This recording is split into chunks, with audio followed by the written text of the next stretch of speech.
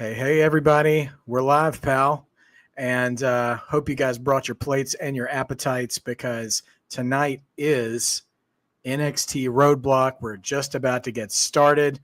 And we have if I can borrow a word from my youth and Charlotte's Web, a smorgasbord of fantastic professional wrestling ahead of us this evening. Sophie Dophie, welcome. I hope you guys are excited and ready for some great NXT/TNA pro wrestling. It's been a good week already. We had Revolution over the weekend with AEW, had Raw last night. George, good to see you, my friend. I hope you guys are ready to keep that same energy from Raw last night and over the weekend. And we're going to be ready to roll. Sophie, you're right. The cost of going global, WWE will be in Europe and a few other places here and there over the next few weeks. And as a result, those of us in the States will be having afternoon Raw. So I hope you guys are available for that, although I understand if you're not. And so we go from there. We see Obafemi, the ruler, coming into the ring. Not coming into the ring, into the arena, sorry. As is his opponent tonight, TNA X Division Champion Moose. The NXT Championship on the line tonight.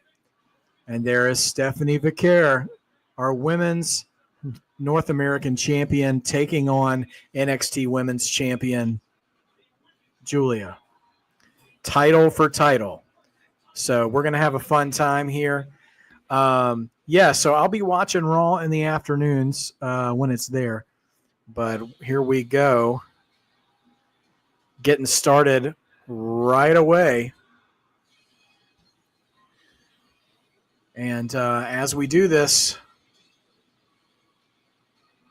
I got to ask you guys, we got the tag match up first. Tell me what you think. Who do you guys have in this TNA tag title match? We've got the Hardys or we've got Fraxium. Tell me what you think. Who you got? All right. We got a couple more added. Justin's here. Justin, glad you're here. JR, glad you're here. Oh, this is going to be a good night. This is going to be a good night. So I'm excited to see what we got going and see what happens from here. I'm ready for it, and we'll see what happens. Sophie, pray for B. I just heard from her this afternoon that she broke her foot today. So she had to go to the doctor. So we'll say some prayers for B before the night's over with to make sure that, she's on the mend and, gets the recovery time she needs. And Sophie, you're here until Daredevil Born Again premieres. That's right. It is Daredevil Day. I'll have to watch it. I'll have to watch it once NXT is over, maybe sometime before bed tonight. But it's a great series right now. Crowd is hot, as they always are for the Hardys, no matter what promotion they're in. Okay, so see a lot of Hardys calling to retain the TNA tag titles. I'm inclined to agree. I do hope sometime in this partnership between WWE or NXT, maybe more specifically, and TNA, that we see a little title swapping, but I don't think this will be where it was. So we'll see what happens. Sophie's calling it out. See what happens when B's holding on to Roman. She gets hurt. Oh my goodness. Come on now. Karma was just an unstoppable monster in the early 2010s in WWE. Not real beyond that. But anyway, so let's see. Team Extreme here in the house. How's everybody doing again this evening? We have a "This is awesome" chant before the lockup. New York is ready for Fraxium and the Hardys. So let's get it going.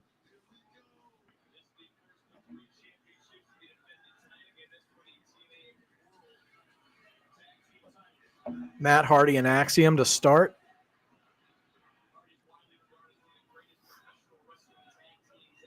Got some spotlights here in the background just kind of casting into the air.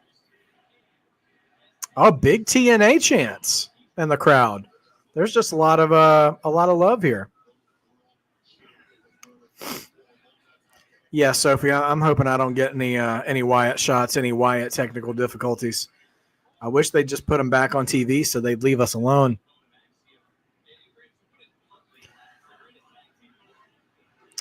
George, yeah, I was very surprised when they announced title for title in the build here to RoadBlock, but so I'm skeptical of a clean finish myself. But you know what, we've got a great show to get through. I'm assuming that's going to main event, but we'll see what happens. I got to tell you, it's been a long time. Other than say like your Rocks and your Austins and stuff, and Cena up until he turned heel, have I seen such a long-term sustained babyface support for a wrestler like I have for Jeff Hardy. Man, like the crowd has just never waned on him, no matter how high or low he's been. You know what I mean? I'm just theorizing, George, that Julia and Stephanie's going to main event since it is an NXT show and the two main women's belts are up title for title. I think that's the only match that guarantees a title change. So I would just assume based on the star power there that they're going to main event, but I don't know for sure. We'll see what happens. We will see what happens. Javon Evans already getting wrapped up and ready for his street fight with Ethan Page tonight.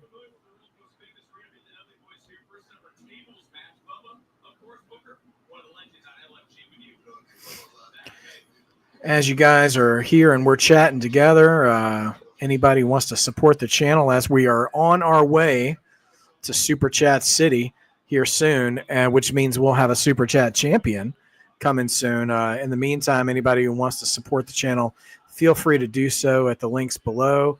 And we appreciate your support and just the family. All right. Taking turns with suicide dives for Fraxium. Hardys are eating it. Here comes Nathan. Oh, wow. Wow. Nathan did a somersault plancha over the top and got so much air he almost cleared the Hardys without even touching them. And here comes a moonsault. Man, the Hardys are taking shots. Fraxium's got points to prove. They came to play.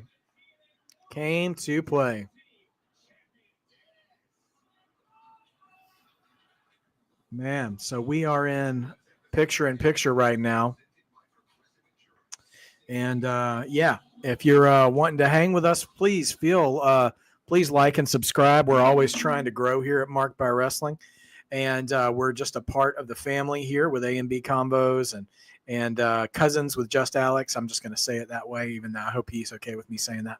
And here at Marked by Wrestling, our tagline here is being a mark just means you believe, and believing makes wrestling better. So don't ever listen to haters out there in the internet wrestling community who call you a mark. That's what we're supposed to be. We're supposed to watch this and be entertained by it, just like we're watching Daredevil, just like we're watching Severance, just like we're watching any good art that is on the screen. So please don't feel like that's a bad word. I would argue that being a mark is only a bad word if you actually are a wrestler or work in the industry. And even then, I don't. So I'm no authority on that. But as a fan, it doesn't hurt my feelings at all. Just means I'm enjoying what I'm watching. You have to be a mark to like somebody like The Undertaker. Unless you're that actress from Queen of the Ring. She's definitely not a mark. I think so. To give a little bit of grace to her, Damaris Jackson, I think is her name. Or is it Damaris Johnson? I don't remember. But I think what she was trying to get at was the level of confidence wrestlers have, and that you have to know that you're a winner before anybody else does. But the way she delivered that was just the worst timing possible in the middle of a wrestling show, especially an AEW wrestling show where those guys go all out every single time, even if it's a little too much. I mean, they just go for it every single time on pay-per-view. And so for her to come out and say a thing like that, it fell really flat, of course. But I don't think that was her intention. George, WrestleMania. Yeah. I think it's so funny. about WrestleMania. Like, people are excited about it now, whereas a couple of weeks ago, people were saying like, "Oh, there's no build," and oh man, Triple H is fumbling. And like, guys, you just have to be patient. Like, that was even before Elimination Chamber. People were so impatient. And then today, I saw another dude, a top dirt sheet person, sit there and criticize the Jey Uso and Gunther build, being like, they're bored with it now. I'm like, well, you can't have it both ways. You can't have build from the Royal Rumble all the way to WrestleMania and then complain about it, or you can't wait. You can't do that and not be willing to wait for development of story, like we just got through last night with Roman finally coming back to WWE. So it is what it is. He's going to like this. One of his favorite girls was at Backstage at Revolution. I'm assuming you're talking about Elektra Lopez, but I don't know. I have not been up on who is who was backstage. So curious how that's going. In the meantime, we are back in action now. Frazier and Matt Hardy both down in the middle of the ring as Frazier hit a standing shooting star press, only for 2. Absolutely, George. I think, the build has been coming along. It just requires a little bit of patience. We see Big Mama Pump and the split screen Jordan Grace working out before her match with Roxanne Perez, which should be an excellent match too. Justin with a question tonight. Justin, do you think, Marked by Wrestling, do you think we get R-Truth heel turn? Oh, we got an armbar here from Axiom. Jeff is rolling him up, though, for a reversal, only getting 2 out of there. The energy is super high in this match. Do I think we get an R-Truth heel turn? I don't think so. I am a little nervous when Cena comes back on camera in the build-up to WrestleMania if he ends up confronting R-Truth. So I am curious about that. Oh, wow. Okay. Hardy catches Fraxium. I just keep calling them both Fraxium. Catches Nathan Frazier out of a suicide dive and into a side effect outside the ring. Such a smooth, it wasn't one fell swoop motion, but that was a really smooth counter there. Jeff Hardy riling up the crowd. We'll see what happens. Okay, Matt Hardy with blind tag, but Axiom saw it, but he still got caught. Oh, what a combo of moves. Jeff with a twist of fate into a jumping neck breaker from Matt. Tandem moves here. Let's see. Dawsey Chatham in the chat with a question. Dawsey, do you think the Punk Rollins Reigns triple threat could main event night 1 of WrestleMania? Absolutely, it's got a shot for it. Absolutely. I will say, though, if I'm just talking about my personal preferences, I was so hyped. Oh, reversal. Oh, Jeff is knocked off the top right onto Matt. Super kick by Axiom and tags in Frazier again. Kick to Jeff, who's still seated on the top. Are we about to get a Spanish fly? Axiom looking like he's going to try to Spanish fly Jeff Hardy off the top. And, and Frazier's already tagged in. The Phoenix Splash. Oh, man, that was almost 3. It was almost 3. Man, such high energy in this match. I got to say, I'm not a huge fan of the Spanish fly move. I'm like, it's visually devastating once it's actually in motion, but it requires so much cooperation to do safely. Kind of ruins it for me. But nevertheless, I don't take anything away from the athleticism of the wrestlers who execute that move in either company. But, yeah, every once in a while I'm like, Spanish fly again. Anyway, Dawsey, absolutely this has a chance to main event night 1, although I would not yet rule out a potential women's triple threat between Bianca, Io, and Rhea, because their segment was fire last night. I absolutely loved it, and I loved Madison Square Garden's support of Io Sky in that segment. Jeff with a nasty twist of fate on Frazier, but it's only for 2. And the crowd is in this. They are in this match. They are biting on every near fall. They are loving it. T-Man, wish it was a ladder match. I totally agree. Sophie, do you think, let's see, do you think Jay Gunther could open Mania night 1 or night 2? I think they have to. I think the WWE, and I've been saying this for months, that the main event scene in WWE for men and for women, honestly, is so crowded right now because there's so much good, well-booked talent that made me really excited for the Royal Rumble because there were so many possibilities. But now I don't think Jay and Gunther are going to main event either night anymore. And a title of that magnitude at WrestleMania, you want to either be first or you want to be last. You don't really, maybe right smack in the middle of the card, back when it was one night anyways. But you want to be first or you want to be last. And I think that, oh no. Axiom just kicked Frazier right in the face by accident coming off the top, and now eats a twist of fate from Matt. Frazier still on his back in the middle of the ring. Axiom's rolled out. Jeff is going up to the top. He's got that look in his paint. Swanton nails it. That could be academic arithmetic too. That's game right there. The Hardys retain. The crowd was so alive for this match. And the crowd is a healthy percentage of what makes an excellent match. Both these teams came to work. They did not look offbeat, for as wild and chaotic as they both wrestle in their style. There wasn't really anything sloppy in the match that I saw. And the crowd was here for every second of it. Great opener. How are you guys doing with your predictions right now? I didn't do a proper predictions video, but I did predict for the Hardys. So I'll just share my predictions as we go along tonight. So I'm 1-0. I don't know how you guys are doing, but let's see. Jada Parker in the house. Big fan of Jada's promos. Mickey James. Plug in LFG.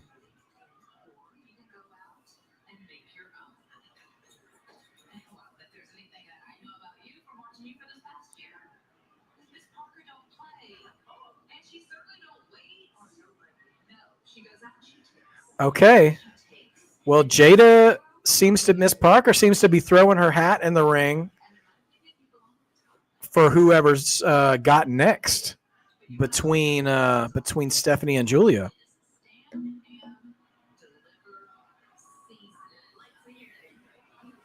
I hope Miss Parker gets on Stand and Deliver. She's been doing great work lately.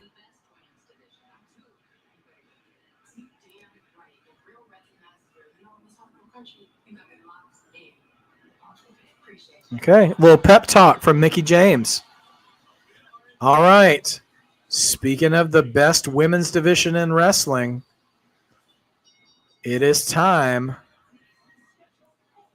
Sorry, y'all. Looking for my graphic here. For Roxanne Perez and Jordan Grace. Listen, I could see this going either way, but I got to tell you, I feel pretty good about predicting Jordan Grace to win this one. So let me know what you guys think in the chat, and we'll see how it goes. Yeah, we got another. George says Jordan. Okay. I agree. Sophie says it seems like whoever wins between Stephanie and Julia will hold both championships. Yes, that is that. So I'm just going to highlight Sophie's comment here. So that is the case. There was a lot of confusion online for some people during the build-up to tonight that somehow it was going to be some kind of unification match, but there's no way they're doing a unification with these two titles because you're not going to get rid of your women's championship, and then the North American title is not even a year old. So yeah, whoever wins tonight, if it's Stephanie, she's just going to be Stephanie two belts for a while. Likewise with Julia, whoever wins. So that's looks to be where we're headed. That was the same situation with like Hogan and the Ultimate Warrior, although in WrestleMania 6, when Warrior won, he immediately vacated the Intercontinental title, and we had a tournament for it. Now, I think it would be fun, let's just say if Stephanie Vaquera wins tonight, that she vacates the North American title, and we have some kind of tournament or qualifier for, say, like a ladder match, or what's the match they do in NXT, the Iron Survivor. Do something at Stand and Deliver to crown a new women's North American champion, because there's so many ladies who could be involved in that. You could keep Roxanne in there if you wanted to, although I do agree. I think she should be heading up to the main roster. You could put Jordan Grace in there. You could put Jada Parker in there. You could put anything like that. But I just will say I'm not entirely sure, how they're going to manage both. Like, are we going to see? I'm just hypothetically predicting Stephanie to win tonight. If she goes to Stand and Deliver and she still has both those belts, is she going to have one match where both belts are on the line again, or is she going to wrestle twice that night? So I'm curious where that will go. George, you're absolutely right. Fallon Henley did not get a rematch, so she is also in the mix there. Jada Parker seems to be wanting to put herself in the mix for a title shot of some kind. So I think there's a great opportunity for a multi-woman match at Stand and Deliver, for whichever belt, is less important for the winner tonight, which, let's face it, is going to be the North American title, because that's the mid-card title. However, we'll see where it goes. Yeah. So we'll see what happens.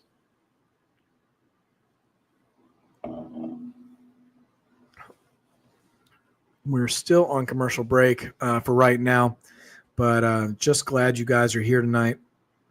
And as we're continuing to do things and do stuff. Didn't Keith Lee do that when he held both championships? I'm trying to remember now. How did Keith Lee, did he relinquish the North American title when he became NXT champion? Because didn't they did some kind of title match after him? I honestly can't remember. The wrestling historian has been stumped. Please don't damage my reputation, everybody. Yeah, so that's the thing with Seth. And that's because Seth was world champion and US champion at the same time. You could do it either way, but I think the hard thing that you run into when you're holding two belts is trying not to telegraph or foreshadow that a title is about to be lost when you're wrestling, one at a time. Now, I will say what would be fun was like what they did at WrestleMania 2000 with Kurt Angle when he was European champion and Intercontinental champion, to have a 2 out of 3 falls match on a triple threat where one title is on the line in one fall and another title is on the line in the other fall. That was Kurt Angle, Chris Benoit, and Chris Jericho. Great match that will never see the light of day again because of who Chris Benoit was as a person, but still a good match and a good way to deal with two separate titles. We've got the family talking backstage.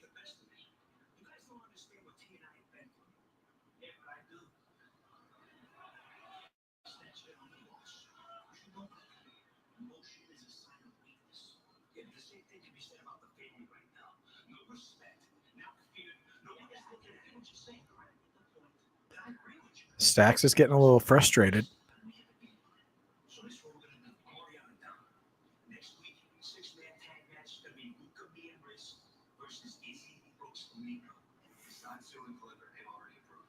Okay, so we've got a 6-person tag next week with the family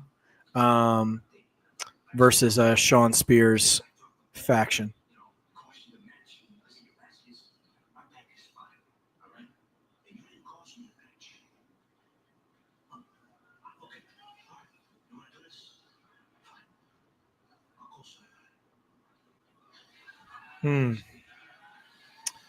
Stax is making choices without consulting the Don, though.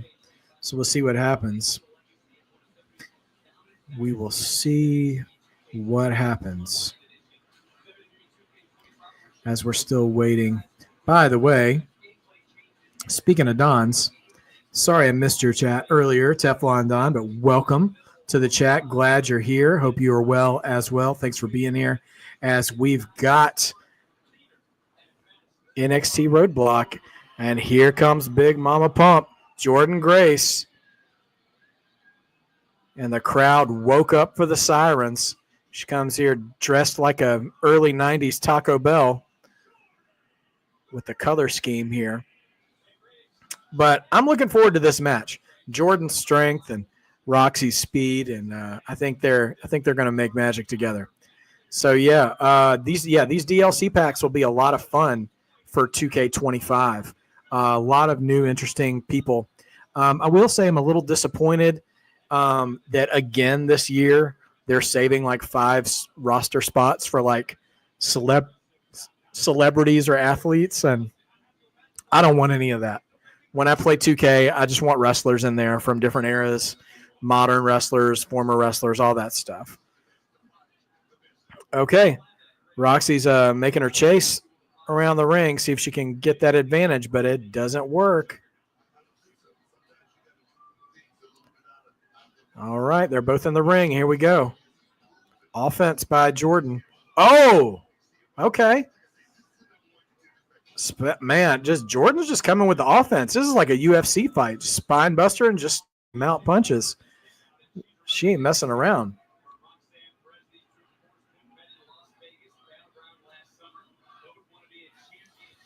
Sophie, yes, I did see the Scott Steiner interview today. It's been a lot of fun. Definitely, I'm playing 2K25 right now. It's been really good. Don, have you played the Bloodline Showcase yet? I just finally finished it a couple days ago. Curious what you think about that. There's a like rewrite history match where you have to win a Money in the Bank match with Tamina, and I thought I was going to break a controller, but the rest of it was pretty fun.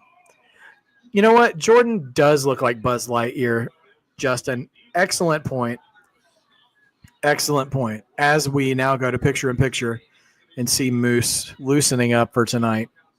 So, have I played the island? No, I have not played the island yet. I just now, before we fired up tonight, was playing and created my Create a Wrestler to try to play My Rise. But stupidly, I created my CAW outside of My Rise and then tried to import him into My Rise, and it wouldn't let me do it. So once I realized it was trying to make me start from scratch, I just turned off the game. Oh, man. You're in the Rocky Maivia arc, Teflon Don. Okay, I got you. Yeah. Yeah. There's some fun dream matches in there. One that I got a kick out of was the old school Islanders, Haku and Tama against the Street Profits. It was just a random tag team match, but I was like, you know what? I've never even thought about those guys. It's pretty cool. Also, Paul Heyman's intros for the showcase matches are a lot of fun. Jordynne here got on a rear naked choke here of sorts in the middle of the ring. But, that's a great reversal. Roxanne wrapped her legs around her knee and just wrenched the knee to get her to let go. So a special shout-out to Paul Heyman, though, because before the Roman Reigns Seth Rollins Royal Rumble match from a couple of years ago, his intro to that was actually really dramatic. Oh, no. Jordynne is selling a bad knee. She is selling that knee, and now Roxy's going to take over. So we're going to have ourselves quite an even match. So let's see. What else we got? Tyrell Breed, Black Panther Gaming. Welcome, friend. Welcome to the chat. Welcome to RoadBlock. We're thick in the middle of Roxanne Perez and Jordan Grace. And so I have not played the island though, Sophie. I haven't even gone there yet. I do hear mixed reviews though. Oh gosh, this feels like some old school like Ric Flair match, like working a body part. And Roxanne, man, a lot of charisma. I give her that.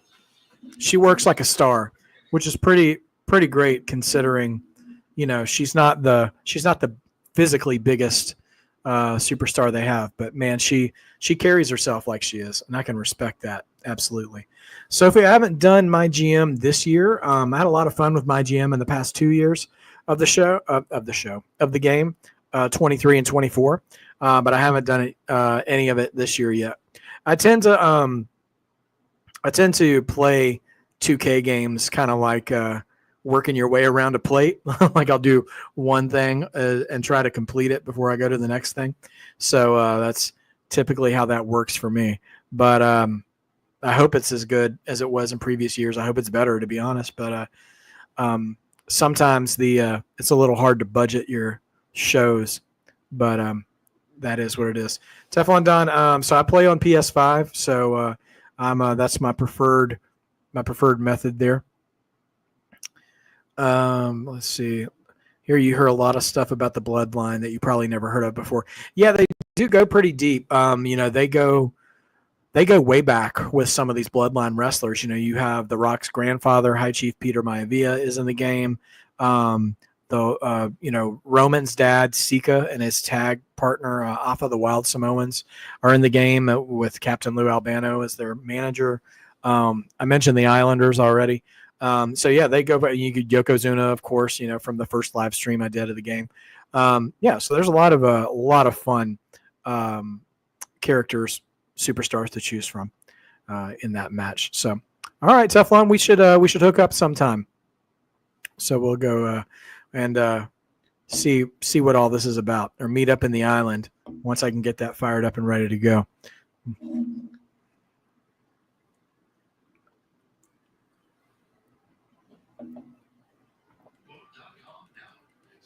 Well, very old school here in the commercial break. Roxanne still just working the leg and the knee of Jordan Grace. And I got to give them credit, because for as much as I like Roxanne Perez as a character, Jordan Grace is such a kind of unbeatable kind of women's wrestler. The way she's been presented on TV and stuff, she's definitely outpowers Roxanne for sure. So taking advantage of this knee shot is a big thing and makes a lot of sense. So it's been a real back and forth match since that happened. So we'll see what happens. Whenever George says Rey Fenix close to signing with WWE, all he needs to do is get a physical first. Yeah, I mean, I'm happy to see Rey Fenix come to WWE as soon as he's ready. And I do like, I like what they've been doing with Penta though. So it's not like I do want Rey Fenix to show up, and I do want to have, have the Lucha Brothers reunite, but at the same time, I don't know. Penta's doing really well for himself right now. So, Sophie, I love Astrobot too. That's a lot of fun. I've only played it, maybe started playing it like a month ago, but it's a very fun game.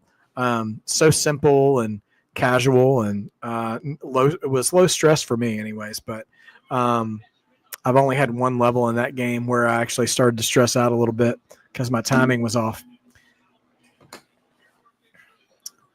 Did you say Miro and Lana are back together? Huh. I had not heard that. Well, happy for them. Love is a beautiful thing. Rey Fenix, yeah, he could end up on the Mania card. That's true. I feel like if they have a good feeling about his arrival time coming soon, then they'll probably start building toward it. Because right now they could drop or lift Penta into any mid-card feud they want to do before Mania. But I'm 100% feeling like Penta will be at Mania in some form or fashion, because him getting his entrance in Vegas at Mania, I mean, that's got to be great. It's great stuff. So this match still going back and forth. And, she got a package pile drive. Oh, wow. Okay, I don't know what you call that, but Jordan went for what looked like a package pile driver, but then like kind of yanked her up into a sit-out power bomb. Package power bomb, I guess. I don't know, but good stuff. Man, they're really... it's interesting. They're split screen again, and now they're showing Obafemi getting ready for his match. And it seems like they're doing their split screen time, because on a normal episode of NXT, that would be a full screen moment of transition between one match and the other. But it seems like they're using those because they're going to give all these matches time tonight, which I'm really excited about. Thought we were going to get muscle buster, but nope. Jordan rolls through a high cross body and is trying to pick her up, but will the leg hold? No, the leg gives out. Great psychology in this match. Jordan is selling that right leg well, but she manages to muscle up. Picks her up. Can she? She flips out of a fireman's carry. Super kick. And Roxy goes right back to the bad knee. Off the ropes. Wow. Flying head scissors into a DDT. I haven't seen that since Zelina Vega's NXT days. That was a great move. The first time I ever saw that happen. Perez off the top. Frog splash. 2. But Grace gets out. Man. Roxy right back on it with a crossface. Tell you what, man. No wasted time. I'm impressed with Roxanne, whether she comes out. Oh, my gosh. She's fish hooking her? And now she's just wrenched back on the knee. My goodness. Reversal. Man, good counter by Jordan Grace. She catches Roxy almost into a dominator, but she gets out. Another kick by Roxy off the ropes. She's going for the pop rocks, but she missed. Backslide. Man, this match is very fast-paced. Spinning elbow by Jordan. And she gets her up in the fireman's position. Rolling DVD. Here we go. We're getting a pump handle. Driver. That could 1, 2. That does it. Great match. Great match. Jordan Grace comes out on top. How's everybody's predictions going? I'm 2-0 for the night so far. But that match was, I got to be honest, I did not think it would be as competitive as it was, but it worked for me. I thought it was great. And, Jordan Grace put on a great performance here, selling that leg. I would say for about 95% of the match. During that finishing sequence, she just kind of powered up. But, that's what baby faces do, man. Hulk Hogan did that for 15 years. Good stuff. Tyrell, I have not played the Elden Ring. Do you recommend that I try it? Because one thing I do like, I like games where I get my money's worth. So I used to really love, I still really love open world games where you can, you basically have 100% completion metrics and stuff. So anyway, I may have to check that out. But also, to be honest, I don't know if I've got the skill level for something like an Elden Ring. So we'll see what happens. Okay. Here we go. Coming up next, everybody, is the NXT Championship.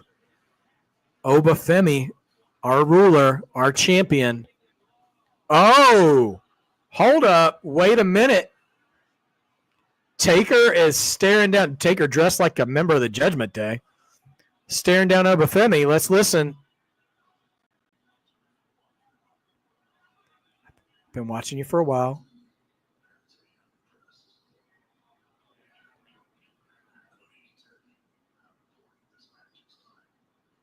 Oh.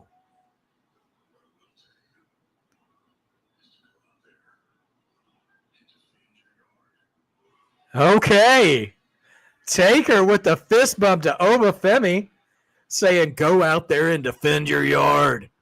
Dude, listen, I like this. I mean, I joke about him dressed like a member of the Judgment Day, which he totally was, but a big fan of current Undertaker just coming back and giving the rub to current superstars. So, Obafemi versus Moose for the NXT title. Who do you guys have? George says Oba. T-Man says Oba. Tyrell, you got Moose or you got Oba? Justin says Oba with Shield 2.0 help. We have not seen them, really in the ring doing anything since Vengeance Day. For the most part, they've been doing some backstage shenanigans in the weeks to come. So be curious to see how that shakes out tonight. But yeah, Taker given the green light to Obafemi is great. And honestly, for a split second where he was kind of like, he didn't say don't mess this up, but he's like, I don't have to tell you how important this match is. You know what he was saying? He was saying, I don't have to tell you, don't lose an NXT title to a TNA talent. And for a minute, I'm like, are we really putting that juju out there into the universe? But anyway, yeah, Taker just hanging out backstage, giving the attaboy to Obafemi. So that's cool stuff, man. That's cool stuff. Yeah, so I've got Oba for this one. I just don't. If they're gonna do those sort of title switches like we kind of teased about earlier, I don't think this is the one where it happens. But I guess looking ahead at the card tonight, then that means that we've got Javon and Ethan right before the main event, and that'll be that. So anyway, are you guys enjoying? And we're not even done with the first hour yet. We've got 3 matches left, and so we're almost halfway through here.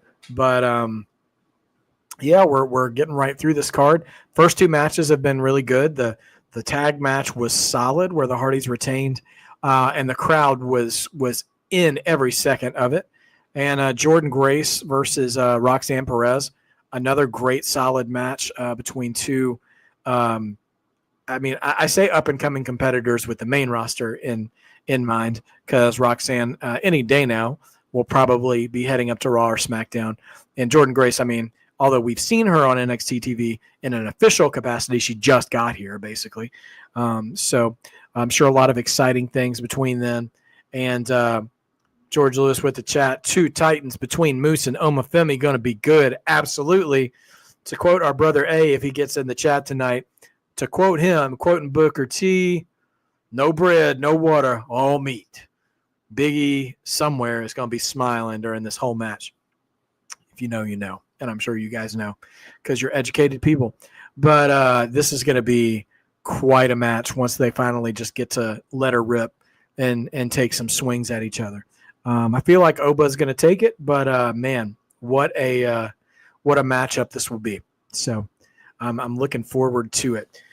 So what are you guys, while we're on commercial break until we come back here in the next minute or so, what are you guys looking forward to WrestleMania season? What match, what performer, what angle has got your attention the most right now? I'm curious. I'll share mine if you guys share yours.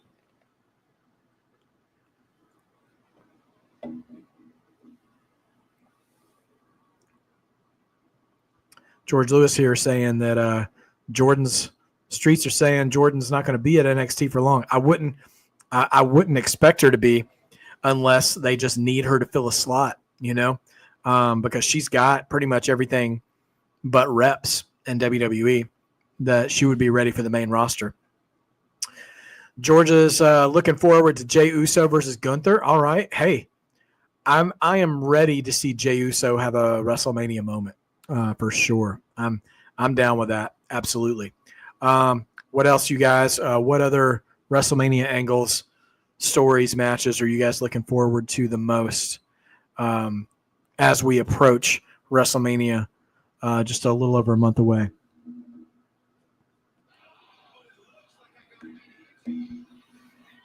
We're recapping Eddie Thorpe and Trick Williams from Vengeance Day. Oh, that's right. They're going to Underground on next Tuesday.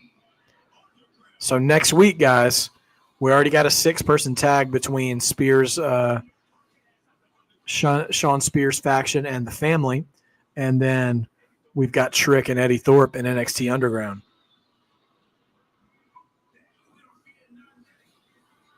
Okay. Trick looking like Creed out here.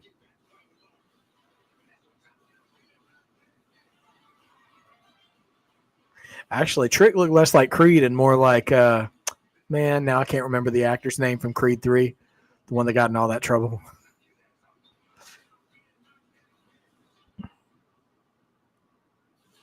Okay. Short and sweet. Trick's here to fight next week in the NXT Underground with Eddie Thorpe. All right. It's title time. As we await the arrival of Moose, the TNA X Division champion.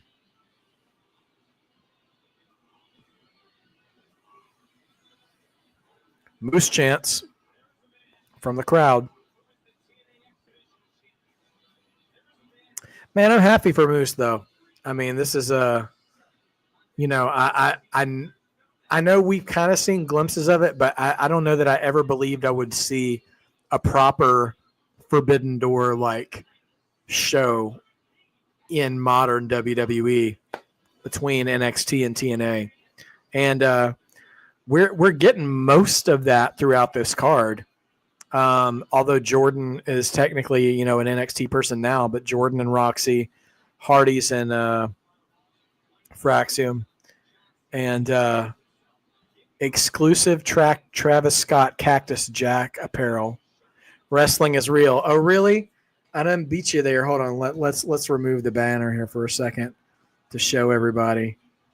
Wrestling is real. People are fake. Don't need you, WWE shop. Don't need you. All right. Here comes the ruler, Obafemi. Teflon. Yeah, Obafemi is in 2K25. I can't wait to use him there. I haven't gotten to him yet. Teflon Don. I want to see Jade and Naomi battle the Yams. Listen, when I said we were going to be eating good tonight, I wasn't going to those lengths, but I can understand your perspective. We can have an understanding with one another for sure. But man, Oba's coming in here, stunting and strutting like he does every single time. He is maintaining his confidence going into this match. Now, I will say, we're not going to get this because it's not the last match on the card, but this does have the capacity to be like a ring-destroying match. So I love Oba's entrance presentation. They paid attention to making him look special. Probably my favorite NXT entrance presentation since old school Karrion Kross. That was good stuff.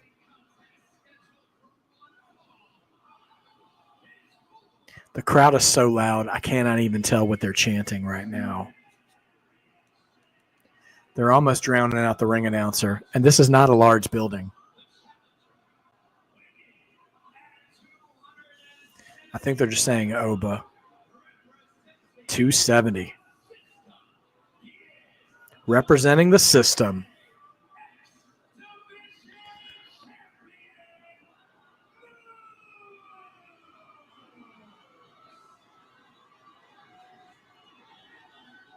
Already pointing at the NXT title.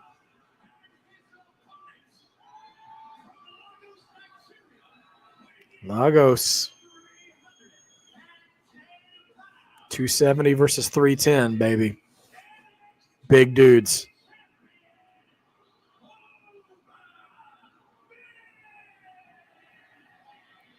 Dude, this crowd is behind Obafemi, Bronson Reed, and Braun Strowman 2.0. I get the vibes, T-Man. Absolutely. I think it's the same vibes, but I will say Oba, when it's all said and done, will clear Braun Strowman if he hasn't already. And that's no disrespect to Braun Strowman. He has over-delivered as a performer, in my opinion. But yeah, Oba's specialness has only begun, in my opinion. All right, here we go. They're just taking it in.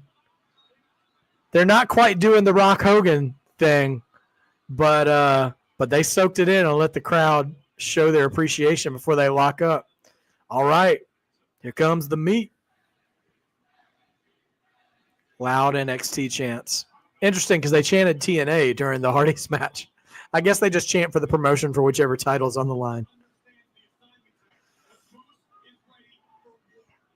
Oh, Moose was okay. Moose was talking trash on the breakup. Oh, Oba stops the corner chop. Oh! Big Show would be proud. That slap. My goodness. Moose had a steam. Not Moose, sorry, Femi had a steam. Hits a shoulder tackle, but Moose just pops back up. Okay. Oh, clotheslines Obafemi right out the ring over the top rope. So they're just going to be going shot for shot here. See how this goes.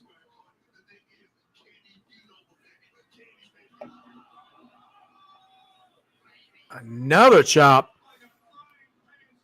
I'm so glad I didn't look at the screen. I heard it. I was spit my drink out all over everywhere. I had to replace my mic. Oh, kick to the face. Sends Oba out of the ring again. Off the apron.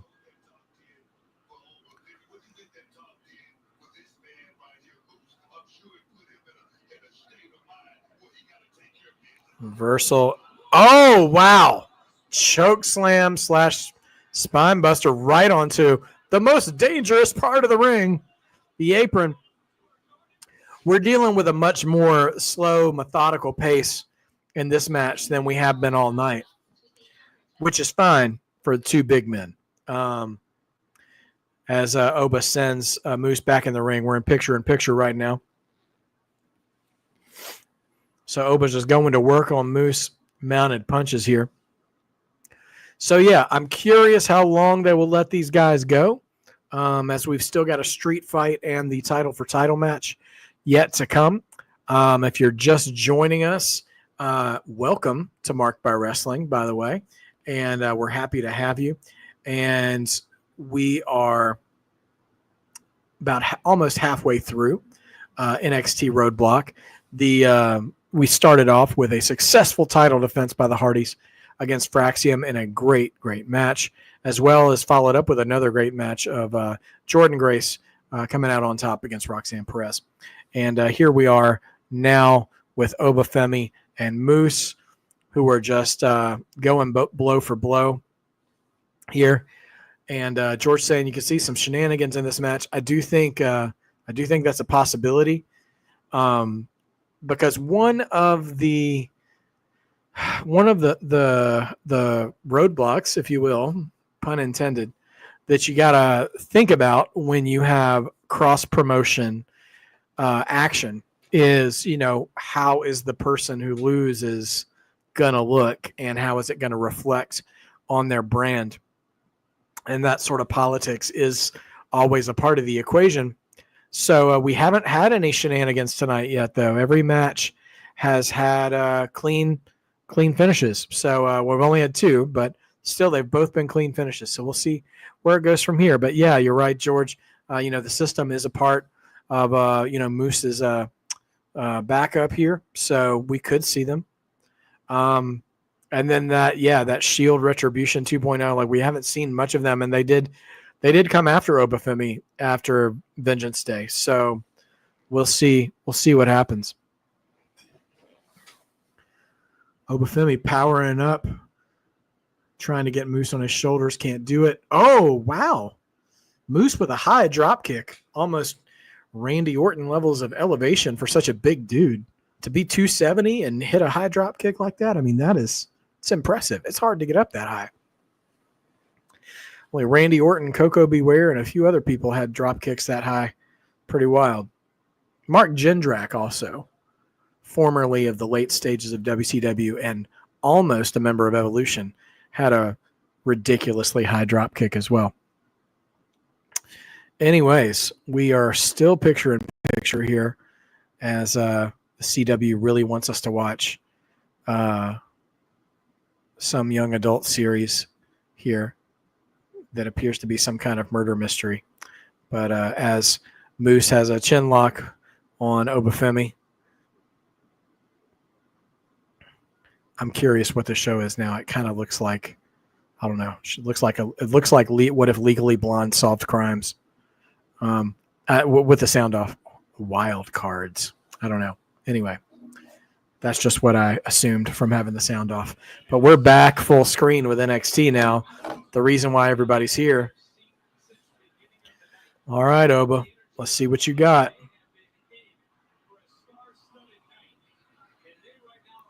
Backs Moose into the corner.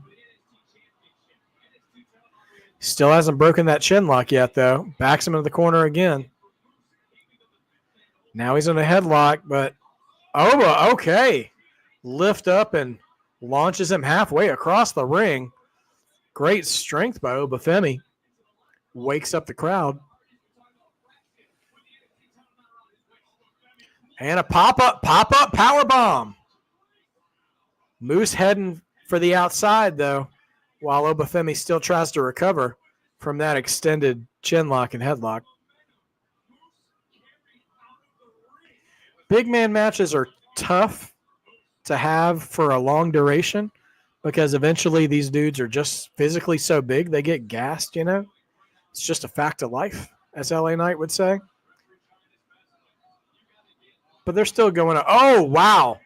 Moose with a heavy Irish whip right into the steps, and Oba is down. We're split screening now.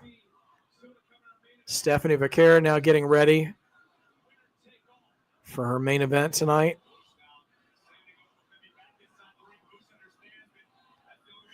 Let's see how it goes. T-Man, you want to see one of them get speared. Absolutely, man. You know, for as much as both guys, oh, wow. Oba runs right into a boot to the face. Not quite a brogue kick level of kick, but oh, wow. Oh. Oba running up to the top rope, jumps off and eats what appears to be a European uppercut from Obafemi.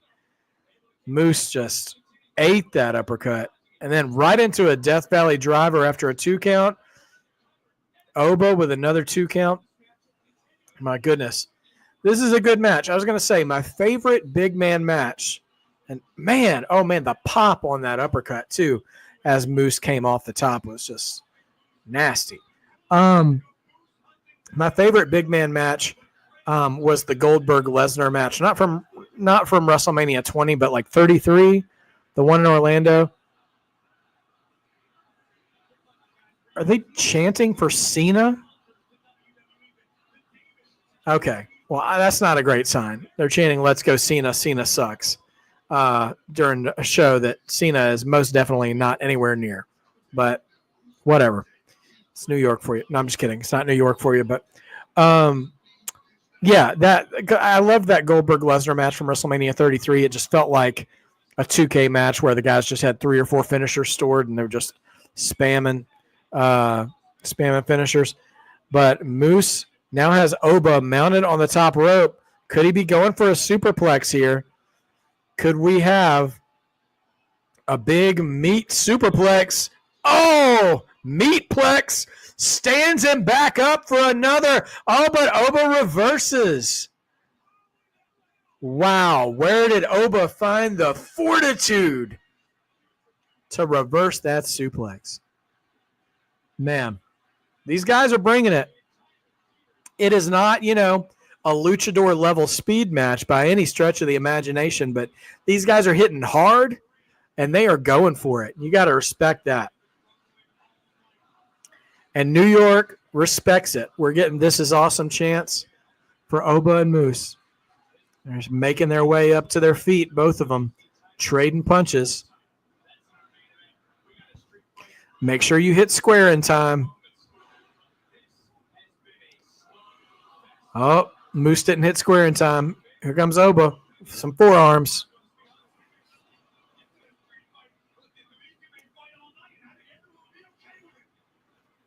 Tries her. Oh, stiff kick to the face. But Oba's leaning back, and he's what's his version of hooking up? I don't know. But, oh, wow. Nick Nemeth taught Moose how to sell, baby. He clotheslined Moose into a backflip. It's nasty. Nasty work. Here we go. Another pop-up. No. Reversal. Power bomb from Moose. Could this be it? 1, 2. No, sir. Obafemi out at 2.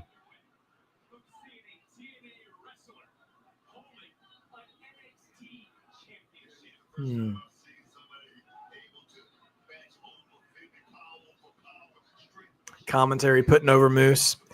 One of the few people who can match Obafemi strength for strength. Oba's up in the fire, got Moose in the fireman's carry. He's walking over to the apron. Oh my gosh. Just launches Moose out of the ring. Wow. And Obafemi is collapsed in the ring. And Moose is laid out ringside. I tell you what, man, we are censored. I think you know what that means. We're getting the holy shiitake mushrooms chant.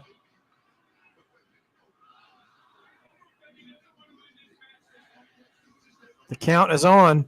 7. We're up into a count in 7. 8. Moose is awake, but can he get in the ring? 9. Moose in at the 9 count. And giving Obafemi the Dikembe Mutombo. I don't think so.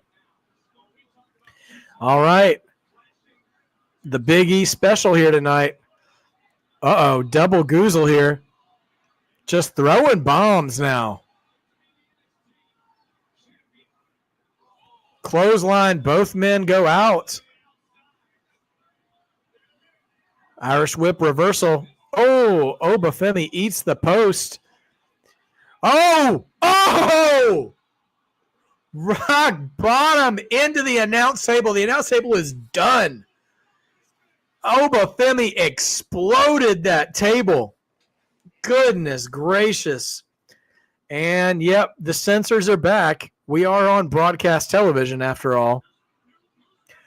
Moose on the attack, though. Can he do it? Spear. Is that it? 1, 2. Oh, wow. Man, Obafemi kicks out, survives. Man, this card has been so excellent. And I'll say more about it once the match is over, but this has been a very well booked card. Moose still in control. He's got Oba in his sights, waiting for him to come. He's going for another spear. No, pop-up powerbomb by Oba. Can he finish the job? 1, 2. Obafemi retains. Also 3-0. Man. And Obafemi just collapsed on Moose at the end of that match. Justin Howland Crane with the proper description. 2 meaty men slapping meat, in the words of Big E. May he live forever in our hearts and minds and screens. That was a hoss fight, as a good old JR would say it. What I love about this card is that there has been something for everyone so far. We've had 3 different kinds of matches, 3 different kinds of sets of performers, and every style of match has performed, and we're still getting a street fight. Oh, We've got a reel from Zarya here.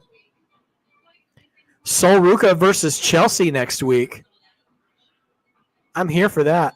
Oh, she's going to be teaching her about aggression. Listen, Sol Ruka and Zarya might be one of my new favorite things on NXT.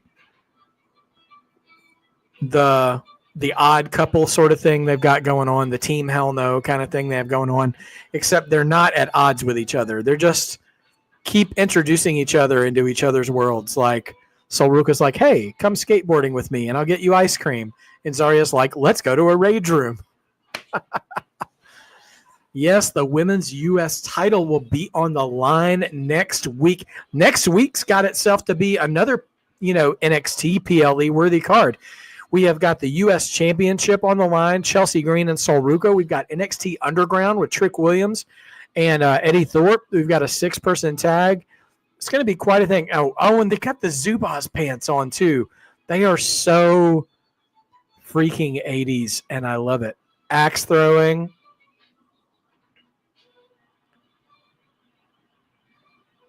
Oh, they're doing shoeies. Wow. Okay, Fallon Henley still demanding a rematch. Ricky Saints. Ricky Saints just rolled up on Fatal Influence.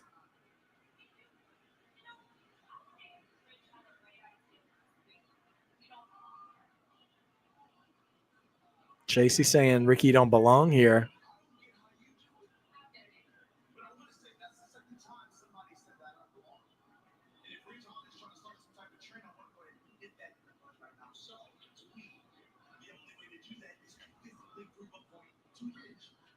Are we getting Ricky Saints next week? Ricky Saints, Ridge Holland. Protect your neck, Ricky. But, Ethan Page and Ricky Saints. NXT doesn't like outsiders. Wow, that's great. Great heel move. Great heel line. Well, we getting ready for the street fight right now. Okay. Dude, yeah.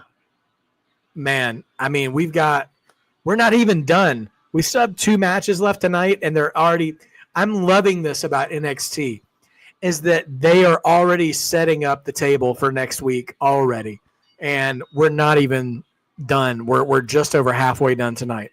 So 2 more matches. We got the street fight and then the title for title match. And then we've already got 1 title match next week. We've got Ricky Saints and Ridge Holland next week. We got the NXT Underground next week. I'm telling you, man, next week in its own way is just going to be crazy itself.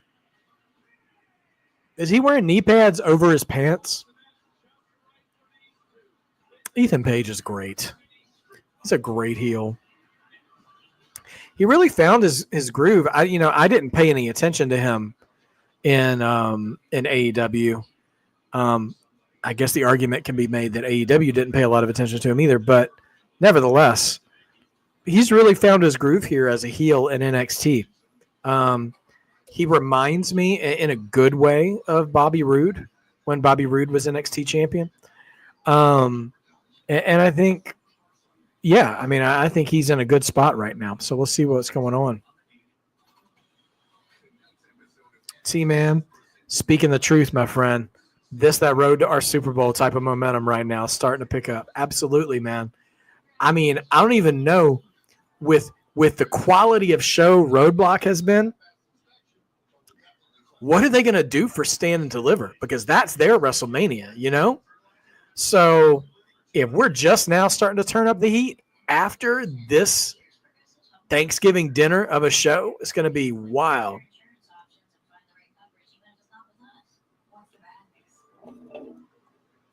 Justin, that's good to know. I've only watched the first episode of LFG. Seems like it's got a lot of promise, but I haven't been able to keep up with it. There's just only so many hours in the week for your boy. So after Raw, SmackDown, and NXT, especially during WrestleMania season and PLE weeks, it's tough to add to my schedule. But I am very interested in the premise of that show. Did any of you guys watch Evolve last week? I'm curious how that's going. I mean, I'm sure to a degree, it is, developmental. But yeah, I'm curious. George said he's watched Evolve on Tubi and it's pretty good. Did you guys? Here's a question: do you guys watch Speed at all? Because last week, the Speed match was Ivar versus Inamura from NXT. Talk about meaty men. Meaty men in 3 minutes just smacking each other around. It was so good. So good. The best Speed match I've ever seen. Ava is the boss of Evolve, huh? Well, I mean, I guess that tracks because the sort of branching roads through WWE would start with Evolve or LFG and make their way to NXT. Right, George? Yeah. T-Man, I also had forgotten Speed existed until I started trying to get active on X for Mark by Wrestling. And then I ended up just seeing it in the timeline. But yeah, man, that's a great match. It's worth checking out. It's only 3 minutes, so it's not bad. Not bad at all. So here's a question. We can get into main roster stuff.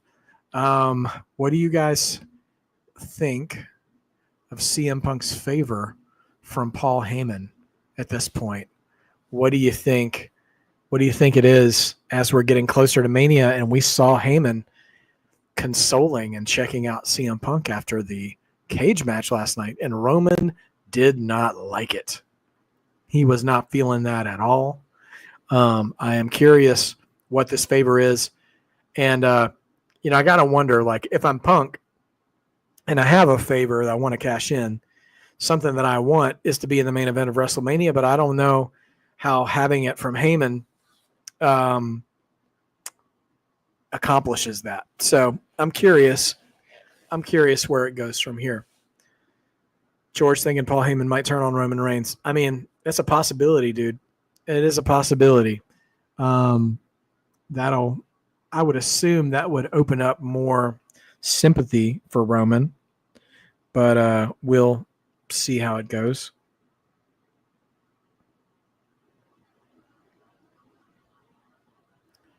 We will see how it goes.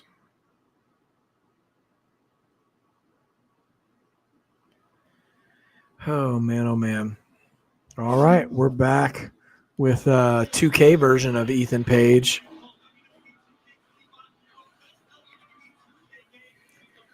Paul might want to reconsider. For real.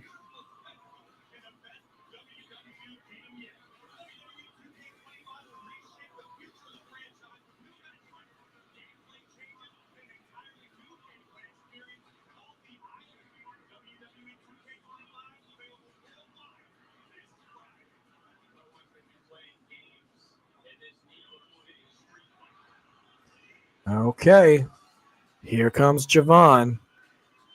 And here comes the street fight. All right, street fight. Who do you guys have? Javon Evans, all ego Ethan Page. This might be the first real toss-up of the night, I think. For me, I've just got to go with my gut, and that is Javon Evans, who I feel like Ethan Page has been getting the best of him every time so far. And I think Javon is due one. Let's see what happens. Javon came out to fight, though. I find it interesting. Both of these guys are wearing pants with knee pads over them. Sorry, y'all. I thought I'd gotten rid of the banner here. Let's take that back off. There we are. So you guys can see my marginally attractive face. All right, so does make me wonder what they're going to go for. Okay. Oh, man. Ethan Page goes over the railing, already into the crowd.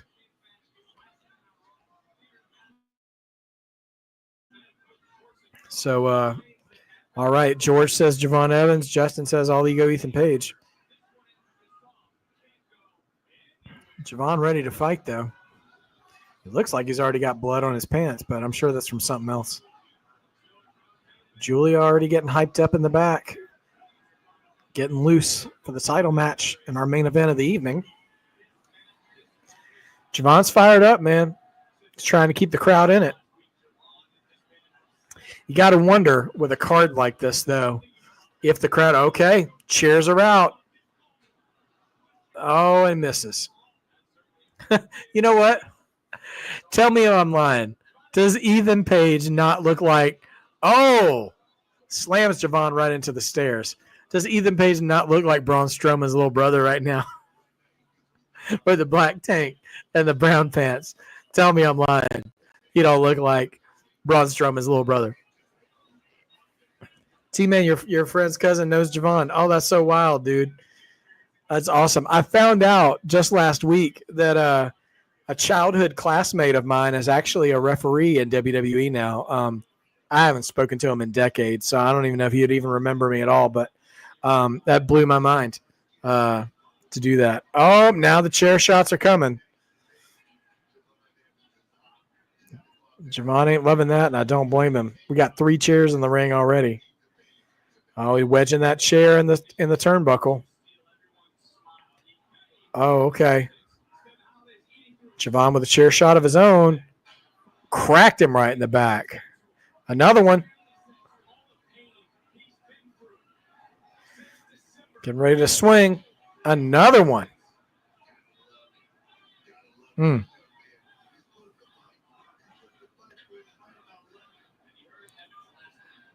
Javon setting up a chair. What's he going to do? Going for a back suplex? Nope. Ethan reverses. Headlock. And he's looking at the corner. Trying to do something. Irish whip. Oh, he slides out of the way. Oh, Ethan almost eats it. Drop kick to the back of Ethan Page, and he goes face first into that chair in the corner. Something of a comedic. Oh, springboard. Oh, wow. Hurricane Rana's Ethan Page right into the seated chair. That thing's all bent to stuff. Man. It's interesting. This is not a flashy street fight, if you know what I mean. Like, it just looks like it hurts. It's just a pain. If you guys can hear what I'm saying, there is a difference between, kind of a high spot street fight where this crazy thing happens, and then you're just like hurting each other with stuff. Thing like Magnum TA and Tully Blanchard back in the day, or even Jericho and Shawn Michaels back in the day as well. Like, they weren't super flashy gimmick matches. They were just ready to hurt folks. Just all Ethan needs is that black sheep mask. Exactly, dude. That's all that's missing. Table set up in the corner. We had Alabama. Oh, there's some great wrestling reversals for a street fight.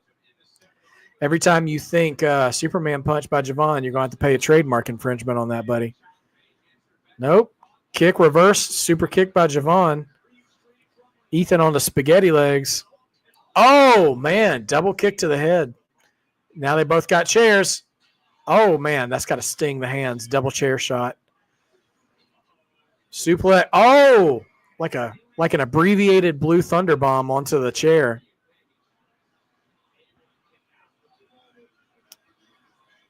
Man, the table's already fallen down out of the corner.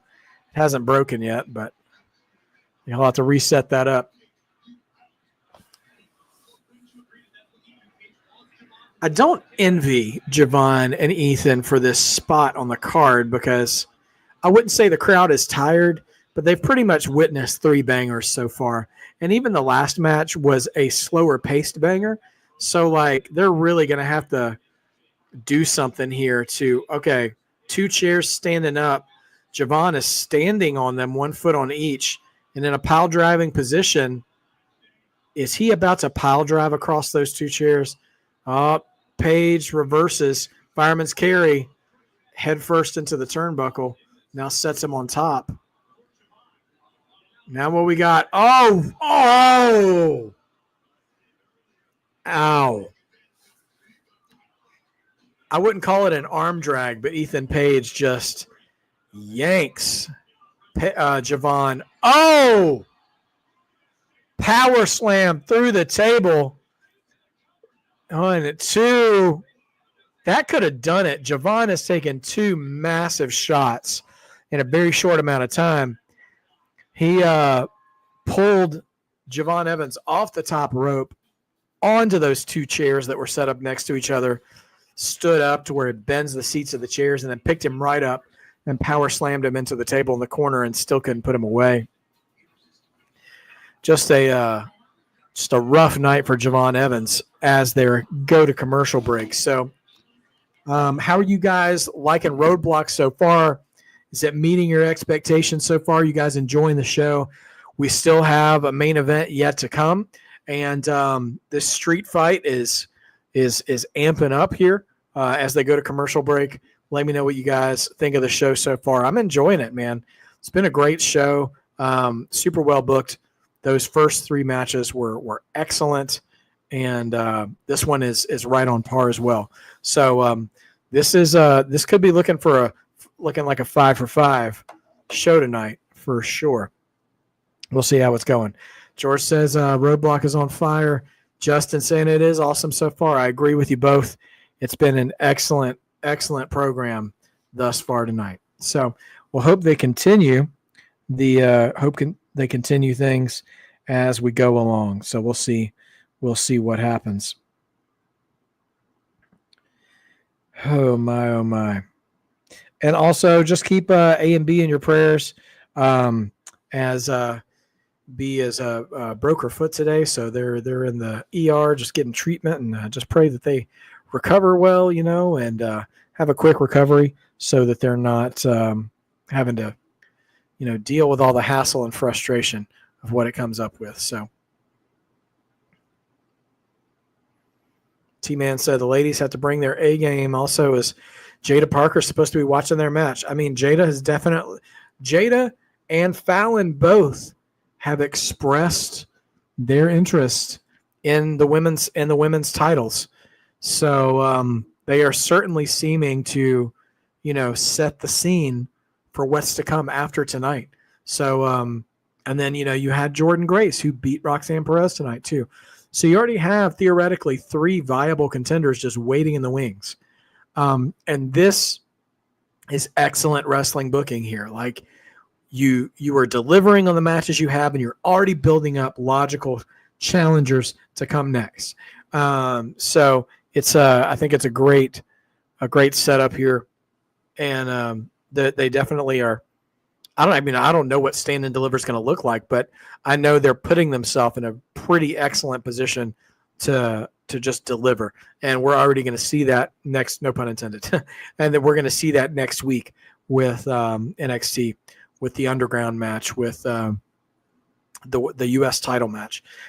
Just going to be excellent matches going on for sure. So we'll have to see where we go from here.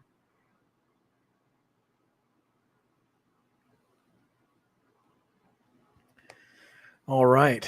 So, yeah, looking forward to this main event, and curious to see how the street fight shakes out. I do have Javon in this one, but we'll see what happens.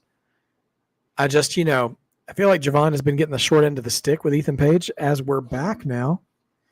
Javon is springboarding in with a huge clothesline. All right, Javon's starting to find that extra gear here.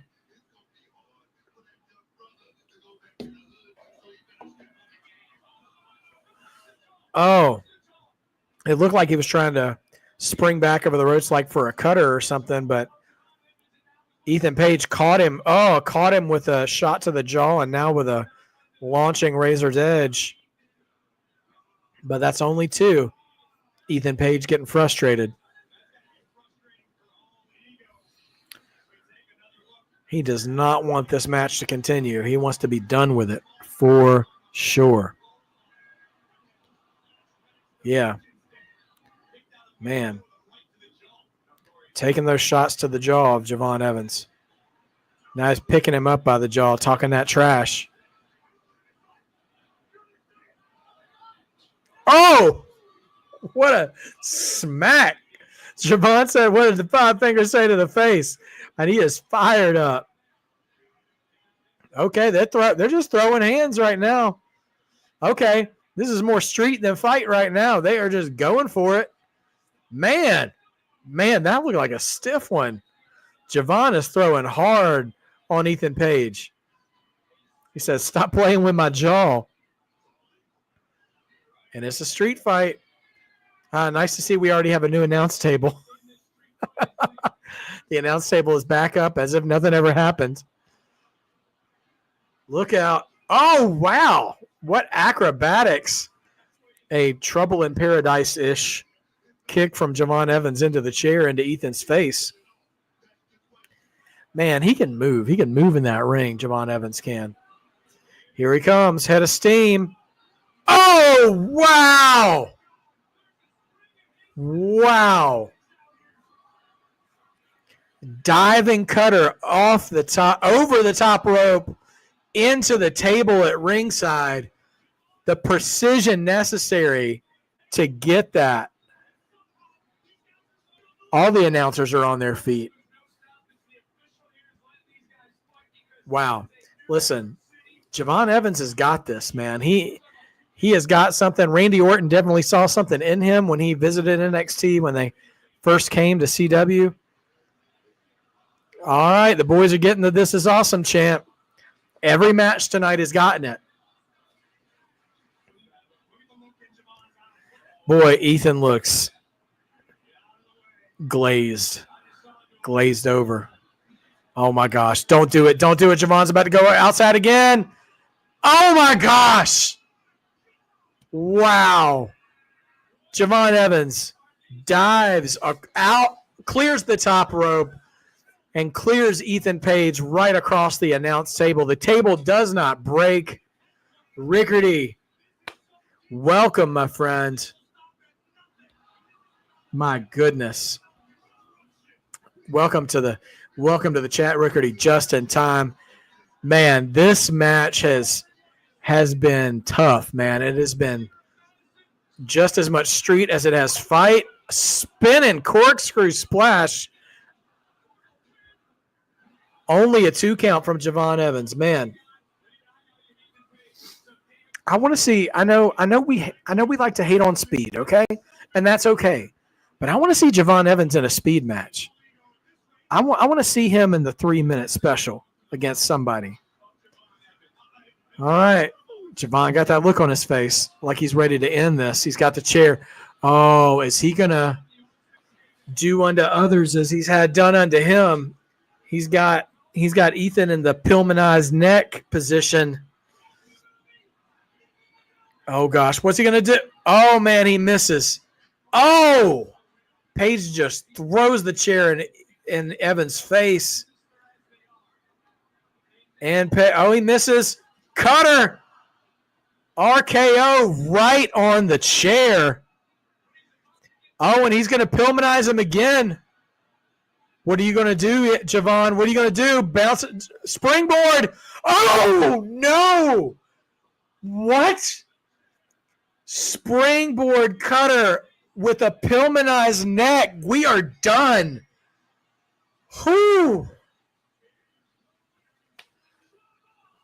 Give Ethan Page a bonus. Oh, man. Yes, Justin. Evan and Penta in a speed match would be wild. Y'all, this show has had something for everyone. This show has had something for everyone.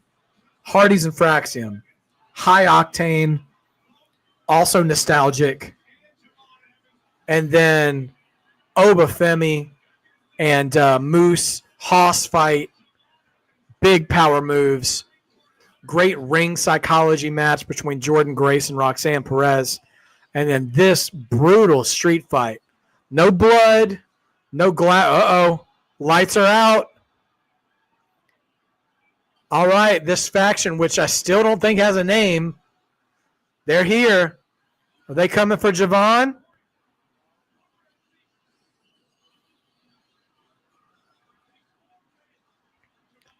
after Javon just had the street fight of his life, Javon's standing up. He's ready to fight.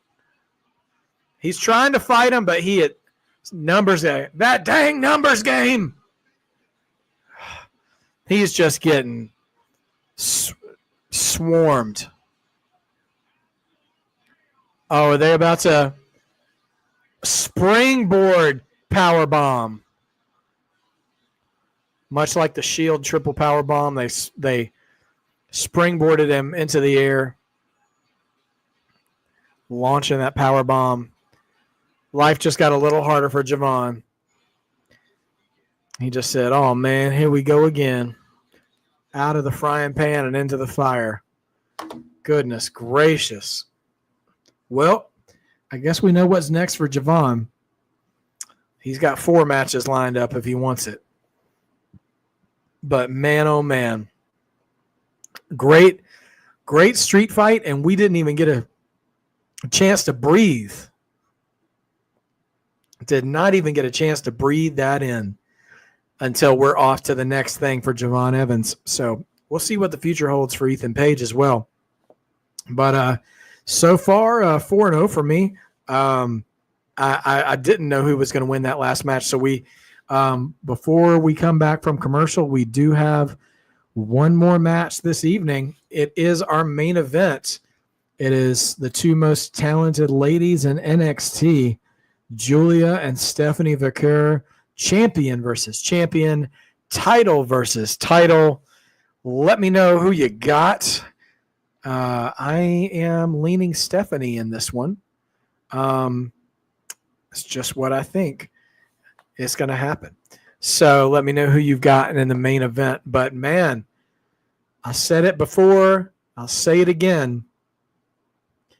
NXT doing a great job of not just like putting on excellent matches tonight, but at the same time building their next feud, building their next match, getting you locked in for next week on the next card. And it's just that good, man. Like, I mean, we haven't seen any blood tonight. We haven't seen, that street fight was tough. Like, and it's wild too, because all they used were chairs and tables, which there was a time where that wouldn't have seemed like a whole lot. But using chairs and tables tonight in that match, some of those chair shots were just brutal. Javon Evans doing some crazy moves, multiple different cutters. George Lewis says, I can see this as a no contest, but I'm going with Stephanie. True. I mean, they have been teasing us throughout the night. No ladders, Rickardy. Yeah, no ladders, just tables and chairs. Oh, my.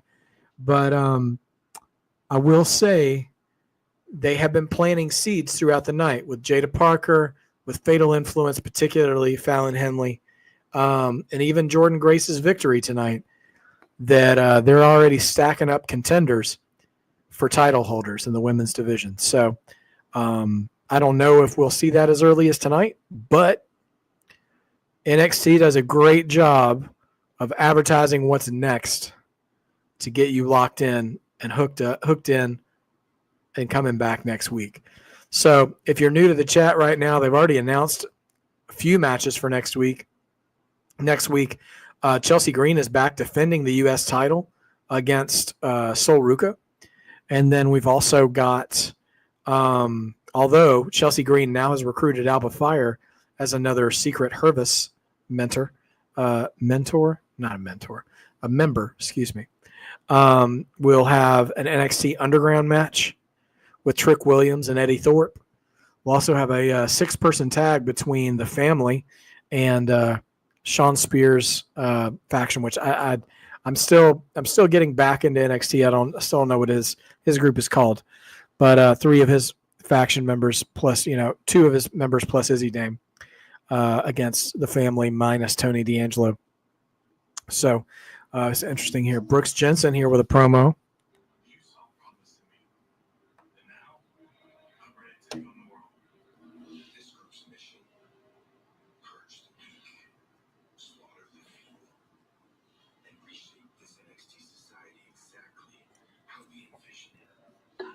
Brooks Jansen, Nico Vance, and the culling.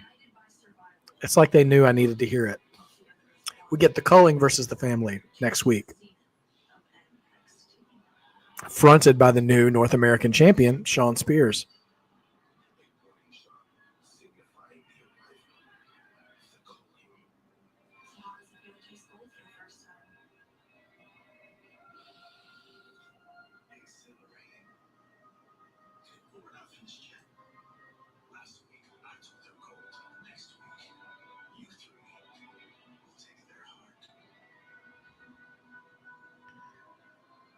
So Jensen, Nico, and Izzy versus the Family. Okay.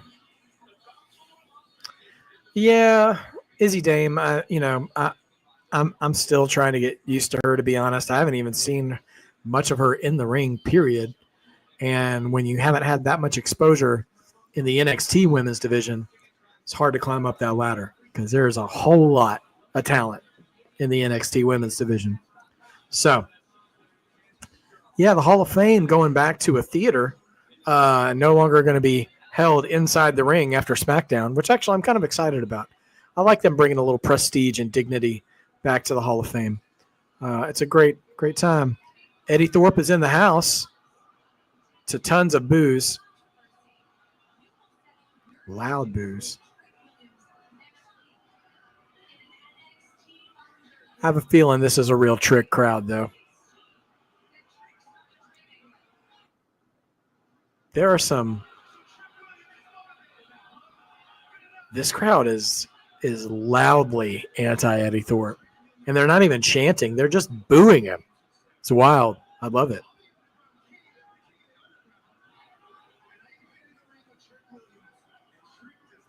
It's a sign in the back saying, "Can I be Mr. Parker?"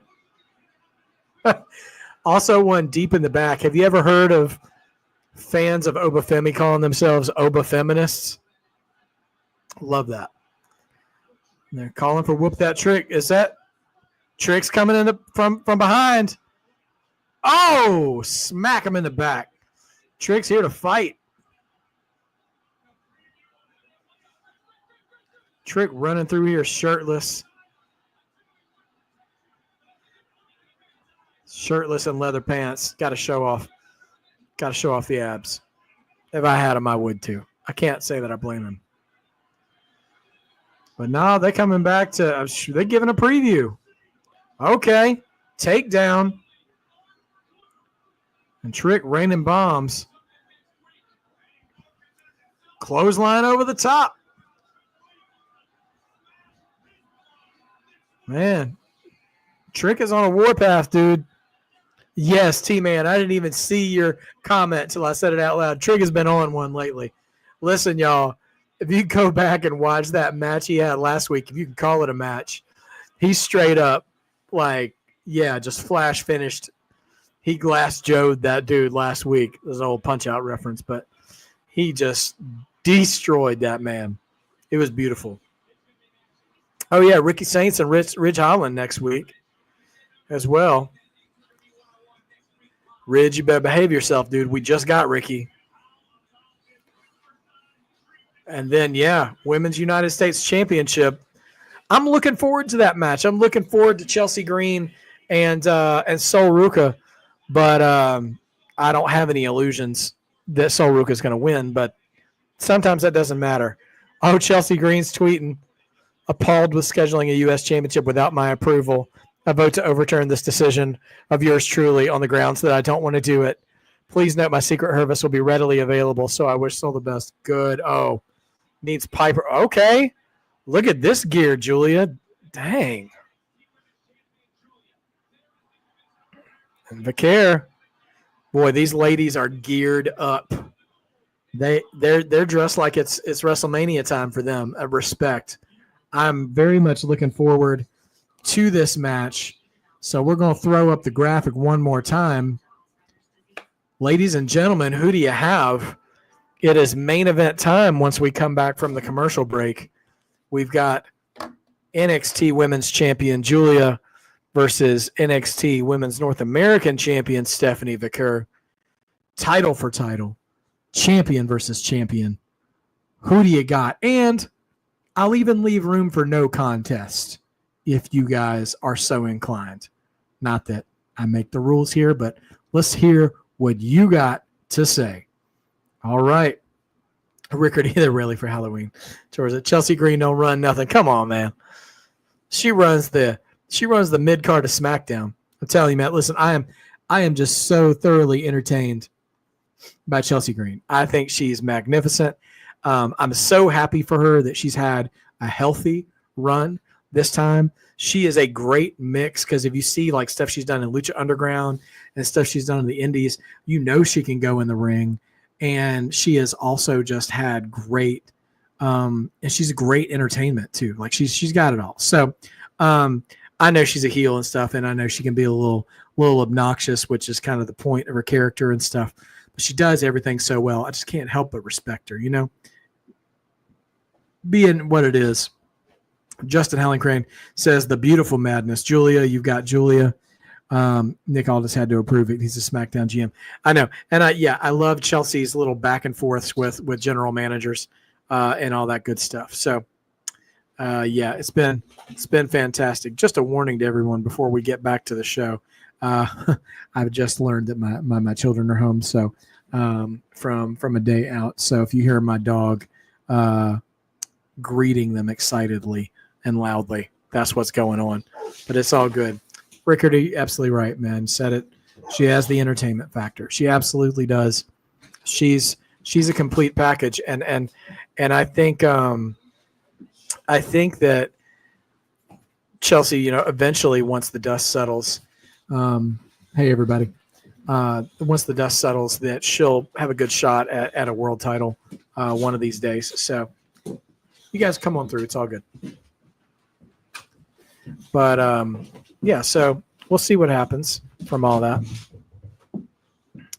But we've got still on commercial here, and so George, a good point here, saying I can see Zelina Vega versus Chelsea Green for the Women's United States Championship. She does keep kind of showing up and hanging around at SmackDown, confronting Chelsea at different times. And I do believe with 2 nights of WrestleMania that every single title should be getting defended at WrestleMania. There's no reason not to do it anymore. Every single title should have a title match on 2 nights worth of WrestleMania. So the women's U.S. title definitely should be defended. I'm curious if Zelina Vega would have that. But that being said, something Triple H has been doing lately is putting title matches on the TV shows the week of the PLE. But those are those are whatchamacallit. But those are 1-night PLEs that only have 5 matches. So a 2-night WrestleMania, I don't know if it would be Zelina Vega that would challenge her. They might have that title match before Mania, and she is a different challenger. But I just want to see that title defended by Chelsea Green at Mania. Okay, here comes Stephanie with Diablo, which is what I learned she named her horns. Thanks to Busted Open with Bubba Ray Dudley. Okay, here she comes. Stephanie Vaquer. Let's hope Booker T can restrain himself. We know he won't, but we can hope. All right. We'll see what happens here as she makes her entrance to the ring. If you haven't logged in your picks tonight, let's make it happen. Who do you got between Stephanie Vaquer and Julia? And then Julia will make her entrance here shortly. Diglets, my man, welcome. Just in time for the grand finale. I wouldn't miss this for the world. Dude, listen, Diglets, thank you. You got Vaquer. All right, man. Welcome, 3 Diglets, our beloved companion of the family. Diglets, if you haven't seen the rest of the show, go back and watch it. Every match has been excellent tonight. It'll be worth the rewatch for sure. But here we go. It's main event time. And as Julia makes her entrance, she's kind of got this like sexy glacier thing going on. Which is wild. Glacier, an old reference for some of you guys. But we'll see what we got here. Yeah, Diglets, man, it's been a good show. I mean, and the crowd has been into everything, so it's been really surprising. I don't even know. We'll wait till this to maybe talk about what we think match of the night is. By the way, guys, just as again, I just want to take a moment to pause and share my gratitude for you guys being here tonight and for supporting the channel. This week, when I say this week, in the next 7 days, I plan on uploading a new video. This is going to sound wild, but predicting WrestleMania 50. WrestleMania 50. And we'll talk about that in that video that's upcoming. So, yeah, we are here boosting the follower count. So all we're trying to do now is get the views up. We get these view hours up, and we're going to be super chatting, and we're going to have a super chat title in no time. So we'll see what we got. Yes, sir, 50. So I will explain when it comes out. But we got, all right, title versus title. I'm excited to see this thing go, and we'll see what happens here. I hope we get a solid actual match here. So we're checking the time. We got about 13 minutes left in broadcast time. I don't know what kind of overrun that NXT gets on the CW. So we should get some solid action, and we'll see where that takes us. I wish I had timed the matches before just to see how things have gone. But 20-ish, give or take a few minutes for each match tonight. So, yeah, I hope we get, regardless of how this match ends, I hope they really get to just go for it for a while so we can get a taste of what these ladies have to offer. So here we go. Here's the lockup.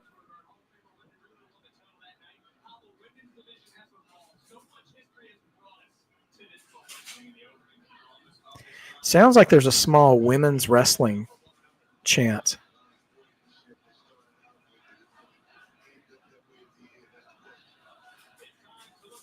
Oh, we're getting competing chants. Let's go, Julia. Let's go, Stephanie. Oh, hard shot by Julia. Knocks Stephanie down.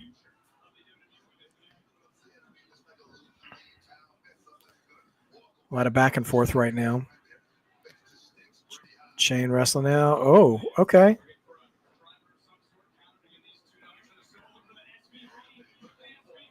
Whoa. Okay, stalemate. Met with appreciation and applause from the crowd. Respect all around from the theater at Madison Square Garden. And German suplex. Nope. Stephanie chants are growing in the crowd. Man, there's so much. Wow. The countering is happening so fast in this match, I can't keep up with it. I'm telling you, man. Listen, I don't watch Japanese wrestling, and I don't watch Lucha Libre. Like I said earlier in the broadcast, only so many hours in the week. But as far as American wrestling goes, best women's division, bar none, hands down. And I'd say in the world. I'm confident enough in how that goes. But I know to each their own, and I'm not going to make anybody feel bad if they like something else better. But, man, the exponential evolution of women's wrestling that has happened under the umbrella of WWE in the past 10 years has been wild. Think about how it went from like 83 to 93. From 83 to 93, you went from Fabulous Moolah to Alundra Blaze or Medusa, and that was a big jump. But then going from 93 to 03 is like Medusa to like Trish Stratus, Victoria, Jazz, Lita. Great. 03 to 13, you now have, you have the Bellas, your AJ Lees, and you're beginning with the Horsewomen as well. And now 13 to 23 to 25. We now have the Julias, the Stephanies, the Jordan Graces, the Roxanne Perez. I mean, the growth from 10 year to 10 year to 10 year, 10 years from now, what will women's wrestling look like? It's just insane. This is wrestling. 100% Three Diglets. 100%. Bella's and AJ Lee's was the worst era. They were took a small dip. Yeah, absolutely. I think it was the least popular era for sure. I think there was somewhere between the end of the Attitude Era and the beginning of the Ruthless Aggression Era, where I'll give the AJ Lee and Paige, kind of the tail end of that. I give that era some credit. They were actually trying to wrestle and not trying to just get over with the crowd based on their physical attraction. During the Attitude Era, it seemed to be all about who could make Jerry Lawler scream the loudest. And I was never a fan of that in terms of wrestling. So that was the weakest era for me, was the Attitude Era. But I will not argue that the sort of Ruthless Aggression or post-Ruthless Aggression, like PG era of women's wrestling, was probably the least respected and the least popular, for sure. But we're still in commercial right now, and we're picture in picture, as there's still some back and forth going on with that. But George is predicting Fallon Henley and Jada Parker to show up. And I mean, listen, they have staked their claim. They're calling next already. So I am curious when they will make their presence known. We've already seen one post-match interruption tonight, as it is, from Shield Tribution. I don't know what else to call them. Jumping Javon Evans after he was victorious in the street fight, which, by the way, was an excellent street fight. Just a brutal street fight. It wasn't flashy in the sense of like bloody or thumbtacks, but they did so much with just a few chairs and a couple of tables. And they used their space well to make it hurt. So those guys laid it in for sure. Much respect to that. These ladies really need to wear more. Oh my gosh. I can't believe they're doing this in picture, but Julia did the Booker T move onto Stephanie, and we're not getting any commentary for it because it's picture in picture. Oh my gosh. I can't believe we didn't get a audio track for that. I will say I agree with Rickardy to a degree that I think there needs to be a little more strategy in clothing, because there have been a couple of wardrobe mishaps lately that could really be avoided. Oh my gosh.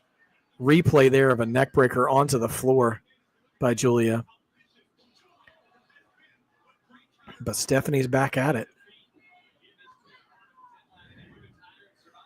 Here we go. Going from corner to corner. What are we getting? Oh, Meteora right into the face. Oh, boy. All right. Okay, Booker T. Y'all say a prayer for Booker's soul. Here it comes. 6, 7, 8, 9. Booker, man. Come on, dude. Get a hold of yourself. Stephanie's a lovely lady, but come on. Let's have a sense of decorum, everybody. But only 2. There, the crowd is chanting for Booker T. Absolutely. Queen 100% T-Man. Charmel needs to get her husband. And I'm telling you, man, I know he doesn't want that smoke. I know he does. She must not watch this program. I bet she does not watch this program. But back to the actual action here. Julia and Stephanie are bringing it. Absolutely, as you said, Rickardy. Off top. Double underhook suplex off the top. Julia really bringing it. These ladies are wrestling with all they got. We are approaching. We are in the midst of the main event. Just a few minutes left, so we'll see what comes from this. Both competitors getting back up, and I'm telling you what, they're making the most of their minutes that they had that long commercial break in the main event. We're getting This Is Awesome chance, teardrop suplex, shades of old school HBK. All right, Julia got her up for a slam. Right into driving to the mat. Only two, though. Vaquer will not stay down.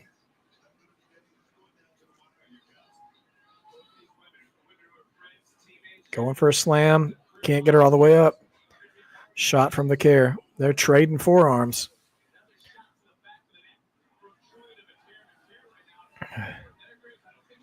Vaquer seated in the corner. Here comes Julia. Misses. Vaquer now with a forearm to the face. Oh, gosh. Dragon screw leg whip out of the corner. That is one of the nastiest looking moves I've ever seen. I saw it first with the Great Muta in like 89. Man, SVB, can that be it? No. 2 count. Uh-oh. Stephanie Vaquer wondering how it's going on.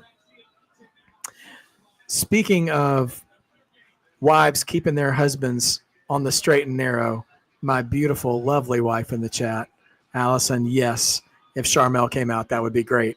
She needs to, because Booker is getting too rambunctious. Wow. Oh, my gosh. Spiral tap caught her right with the legs and has now got her in the rings of Saturn. I've never seen that kind of reversal before. That is wild.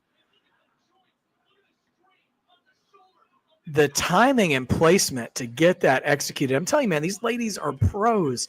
This is some of the best women's wrestling I've seen in my lifetime. And I have a long lifetime as a wrestling fan. So much respect. These ladies deserve to main event. They are earning their spot, not just because they're the belt holders either. Oh, man. Okay.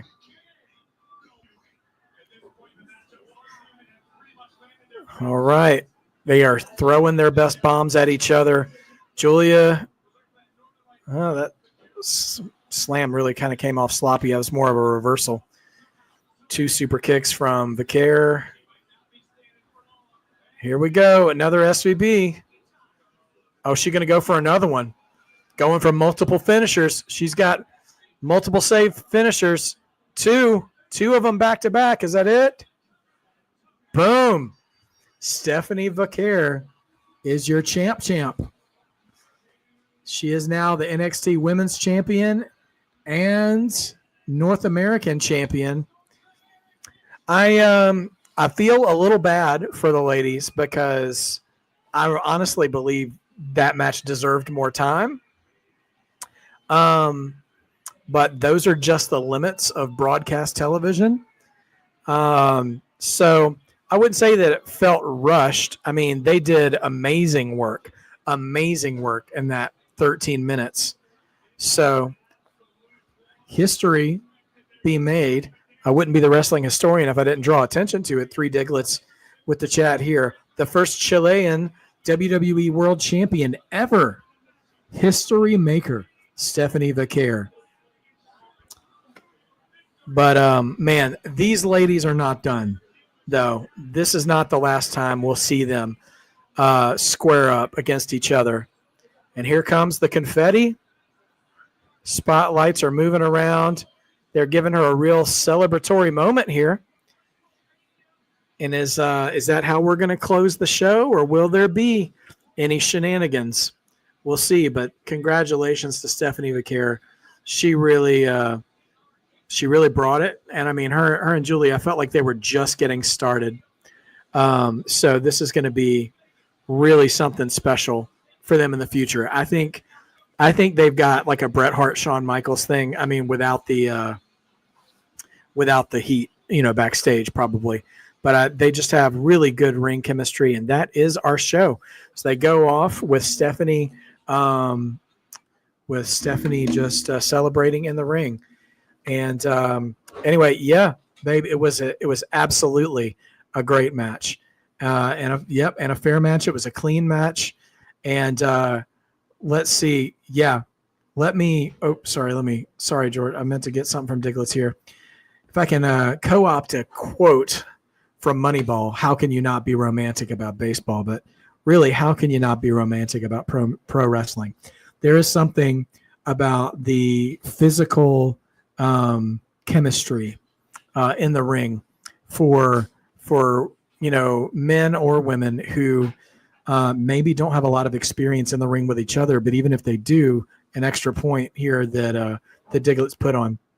They can't understand each other that well, but put on a masterpiece. And that's the thing, is Julia's from Japan, Stephanie Vaquera is from Chile, and there are language barriers, and yet they were able to tear it up. I remember, and I referenced him earlier in the match with the Dragon Screw Leg Whip. Sting and the Great Muta had great matches together, but they can't communicate. And just that physical chemistry, the language of wrestling, exactly. I'm gonna highlight that again, dude. The language of wrestling, it is beautiful, man. It's beautiful. It's a way, and there's a greater lesson there too. Not to get super philosophical on everybody, or preachy, even though that is my bag. When you can find ways, Maya Angelou once said, "We are more alike than we are unalike," and there are major, major obstacles people have with one another that prevent us from community, prevent us from connection. But you can even see here that they can make that thing happen. Even like, and I mentioned Brett and Shawn, which they maybe spoke the same language, but they didn't get along for a lot of their career. But when the bell rang, those guys just knew each other, and they knew how to do that. Two of my favorites of all time, Ricky the Dragon Steamboat and the Nature Boy Ric Flair, confidently and frequently said, we could do a match blind for an hour if we needed to, because there is a physical language that takes place in the ring. And that, for my money, is what it, and I'm not trying to throw shade at anybody else. Love what you love in terms of professional wrestling. That's why we're marked, right? Is because, sorry, I think it's over here. That's why we're marked, is because it helps us believe. It helps us believe in what we're seeing, and believing makes it all better. It makes it so much higher quality. And so it's just, it's just wonderful. Rickardy with a question, have to ask, do you watch ballet, Stephen? So do I watch it as like an active activity? No. Have I watched it? Yes. I have been to ballets before and seen performances, and my daughter even did dance for a while. But yeah, I mean, that in and of itself is another, it's another expression of physicality being a language. It's no different in terms of the end game there. So yeah, it's wonderful. Listen, this show, I feel out of breath already, and it's not just because I've talked for 2 hours straight. Every single match, there really wasn't a letdown. Normally I'd complain about commercial breaks, but honestly, I kind of needed the commercial breaks tonight, because every match brought it tonight. And the right, George, yeah, absolutely. I told y'all for weeks we were going to be eating good tonight, and I am in the wrestling fan version of ready for a Thanksgiving nap. You know what I mean? Like the MSG. Hey, they were at MSG, right? Don't you love it when a plan comes together, when a joke comes together? Well, the MSG was hitting, absolutely, in more ways than one. And that show tonight had something for everybody. Like, you had your Hardys and Fraxium match opening the show. You had nostalgia. You had tag team action. You had the high flying action of one of the best tag teams of all time versus the best tag team going today. And then you had Jordan Grace and Roxanne Perez, which for my money, like, that felt like an old school, actually felt like an old school, like men's NWA match, like a one of the Horsemen taking like an Arn Anderson or Tully Blanchard match, like the way they were versus a Lex Luger. Like it was like Lex Luger versus Arn Anderson or something in prime days, like power versus technique. And again, great language in the ring. After that, we had Obafemi and Moose, just the Big E special, right? Big meaty men slab of meat, dude. And that match did not disappoint. They can't move. Obafemi and Moose can't move at the speed of the Hardys and Fraxium, but they don't have to. And they told their match hard hitting and exceptionally, and that was a great match as well. And then that street fight. We just came off of Revolution over the weekend where people just bled buckets and really gave of their bodies in a lot of hardcore matches. I'm thinking of Mariah May and Toni Storm with an excellent match, and then Will Ospreay, who never has a bad match in his career, in that cage match with Kyle Fletcher. But you've got a street fight here, and the cage match last night from CM Punk and Seth Rollins. But you had this street fight tonight, which was vicious without blood and brutal without anything other than a few chairs and a couple of tables. Which, again, 10 years ago, saying a few chairs and a couple of tables, like, that is brutal. But again, the evolution and the exponential violence of pro wrestling being what it is, I would argue they did more with less, because they did some nasty looking spots with that. And then we just saw this main event of Julia and Stephanie, two of the best to do it today in women's wrestling. And it was, I don't want to call it rushed. They did not have a lot of time because they did well. They were given a certain amount of time to work with, and they crushed it in that time. Julia had to take multiple finishers to lay down. I think that's protection for her. It's definitely not the last we've seen of Julia. And now Stephanie has 2 belts to think about defending. And we are on the road to Stand and Deliver, which is NXT's WrestleMania. So with that in mind, you guys who are with me tonight, what do you rate the show, or at least as much of you saw it, on a scale of 1 to 10? What was your rating? I want to hear what you guys have to say, and tell me what you guys think. Also, just to bring attention, by the way, we're still growing our way back up into super chat territory. So if you could, if you're so inclined, that's how you can support the channel until we get there. We're still growing our view hours until we can get to super chat status. But once we get there, we are going to have a super chat champion, and that's going to be on. So I hope you guys are ready for that. We're going to have a good time. So coming up first that I see, hold on, let me go back. I think I might have missed one. Let's see. All right. Coming on down here. T-Man CEO Ute, 8.5 from T-Man. Our boy George here gave it a 9.5. George, solid rating. Justin Hallengrain goes the full distance and gives it a 10 out of 10, and that is just 2 Utes. Sorry, just 2 Ute. And Rickardy says 8 for the last half hour. Solid. I'll give it a, man, I'm torn. It's definitely a 9 or higher for me. I think I'll give it a 9. I give it a 9 out of 10, which for a TV special is excellent. I mean, a 9 for a TV is fantastic. Not a bad match in the bunch. They continue to lay the land to plug for next week, which we've already got a great card coming up. George already brings up good points that Fallon Henley and Jada Parker have already established that they're waiting in the wings. So we're bound to see them soon as well, challenging for 1 or 2 of those titles.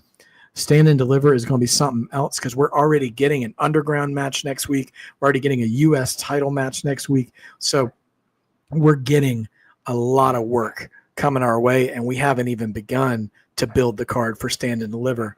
So let's keep eating, guys. Make sure you exercise. Don't go swimming for an hour after eating this good tonight, and all that good stuff. Thank you all for being here. I appreciate you guys so much. As far as the chats go, I hope to see you guys on Friday. I'll be with A and B combos, and I'll be in the chat with A and B combos with the rest of you guys if you're there for SmackDown and Slam of the. Oh, hold on, let's see. We getting dessert next week. George says. Rigger says Slam of the night. I think for me, I think it was in the street fight. It was one of those two cutters. I think it was Javon Evans' springboard cutter into the Pillmanized chair of that. Like, I could not believe what I was seeing. That was wild stuff. So that's my slam of the night for sure. Can't wait to catch up with you guys on Friday. Once again, send your prayers to A and B combos. Justin Allen Crane saying it's Oba and Moose from me. 100%. There are no bad answers tonight for Slam of the Night. Every match had something crazy good to give. So just to give you guys an update so you guys can be praying. So let's see. So B is going to be in a boot. She just, if you're catching up with us, A and B weren't able to join us in the chat tonight because B sustained a foot injury. So she says it doesn't look like surgery is needed, but they are putting her in a boot. So that being said, just keep her in your prayers and pray for quick recoveries for them. And we will go on from here. So anyways, thank you guys again for joining. Diglets. Yeah. There's another foot injury in the A&B Combos house. So prayers for quick recoveries for them so they can get back to it as they want to. So that being said, love you guys. Have a great night. Don't forget to believe. Let me throw it up one more time for my people. Being a mark just means you believe, and believing makes wrestling better. So watch wrestling in order to make it better. Don't forget to believe. I'll see you guys on Friday in the chat, and have a wonderful rest of your week. Later.